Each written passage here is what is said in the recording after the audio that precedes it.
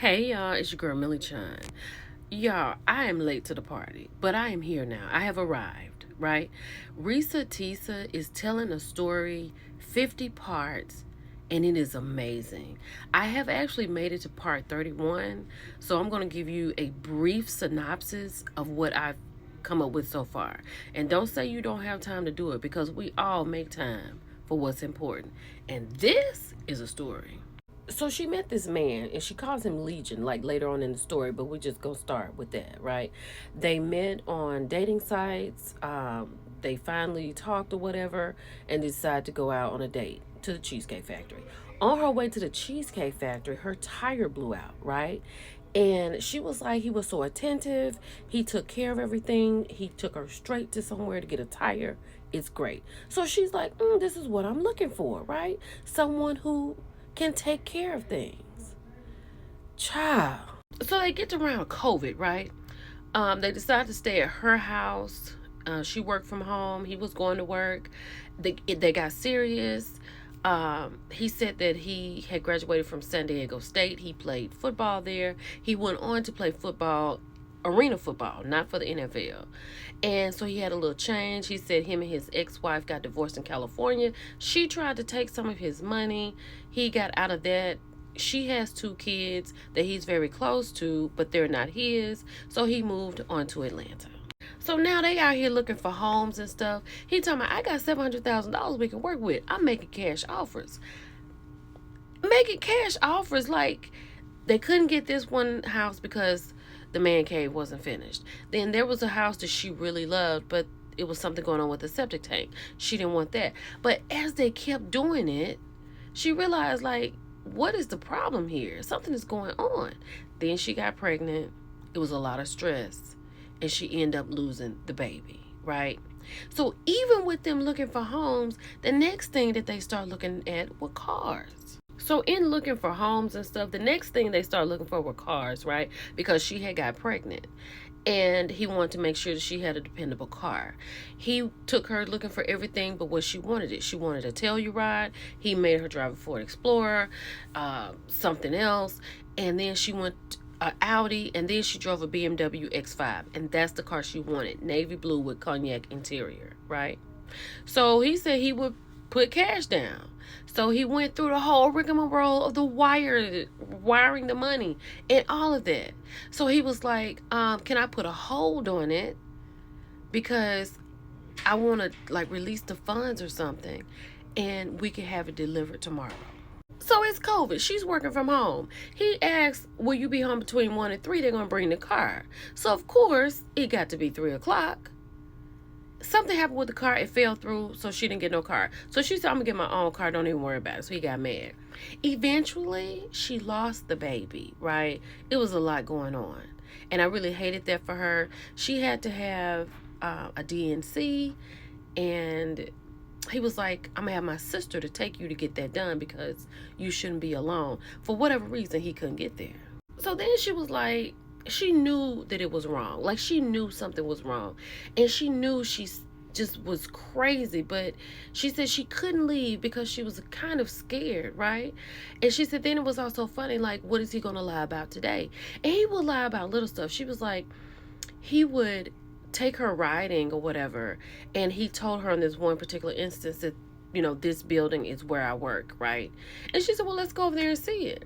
So I guess she threw him off track, but he is quick on it, right? He was like, okay, let me call and see if anybody's at work who can open the building because my key only works on the floor. So he always pretended to call someone. She never heard them on the phone, but she always heard his side of the conversation. So this particular time, it was like, no, I'm not at work, but I can call you back. She said nobody ever called back, so she couldn't go see where he worked.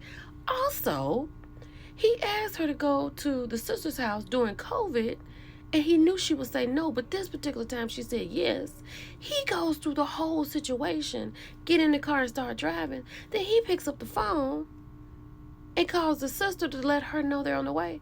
And she says she's not having a party because she got to go. So now they got to turn around and come home. So she said she could always hear his side of the conversation, but never the other person. So she said she really don't go through phones, but this particular time he was in the shower and he had all these messages from his messenger, right? He had 7 messages from 7 different women having extremely explicit conversations, things that they have not talked about. This is his wife. They were talking about doing stuff that has not happened in their bedroom. He threw it off. He said he was just playing. He was wrong. He shouldn't have been entertaining those women. He was just joking, right? But she kept going from that. Mind you, the whole time, like, she's letting her family know that everything is cool. They're happy. They're getting ready to build a home and blah, blah, blah. She was like, they knew nothing of it. So let's just fast forward to this part. So something had happened. Oh, so when she got ready to get married, his social security number he had to put on the license. For some, I don't remember that. Do you put social security numbers on a wedding license? Well, she ran that number and nothing came up. So fast forward to where she was getting ready to get a new job. She had to put her spouse's information on there.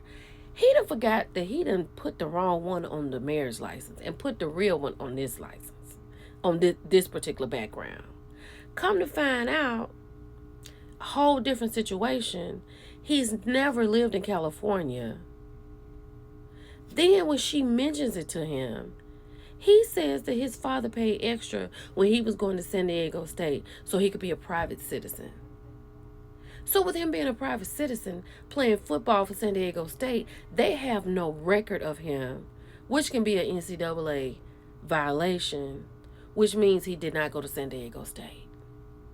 Child. So then he said, and I'm just skipping around, then he said his stepson called to say that his sister had passed away from COVID. Now, these are his ex-wife's children, who he loves. He asked her if he could give his ex-wife $2,000 for the funeral service. She was like, I don't play about death.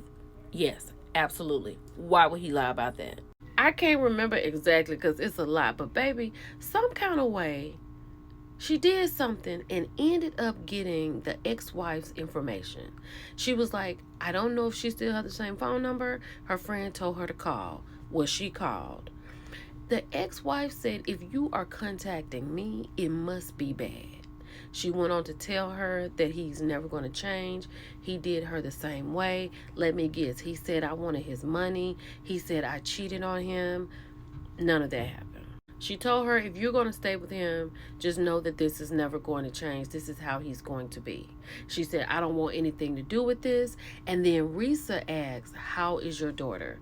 Because, mind you, he's told Risa that the baby has passed away from COVID. And she said, my daughter's fine. What did he say about my daughter? She said she didn't have the heart to say that to her. She just said that she heard him saying that the baby had COVID or something. Child, he done said this woman baby is gone to glory. So since she's talked to the ex-wife, she was like, I need to do a little bit more investigation. So she went and found Legion's mother's obituary. So as she's reading down the obituary, she only sees 3 boys with wives, no girls. So who are the 2 sisters that Legion had told her about? And then as she is looking, she notices that Legion has a wife named Latoya. Now, Latoya is not the ex-wife she just spoke to. She's trying to figure out who Latoya is. Child, look, I'm on 31, and I'll give y'all the rest of it later. It's your girl, Millie Chun. You got to get into it. This is a story. Talk to y'all later. Bye.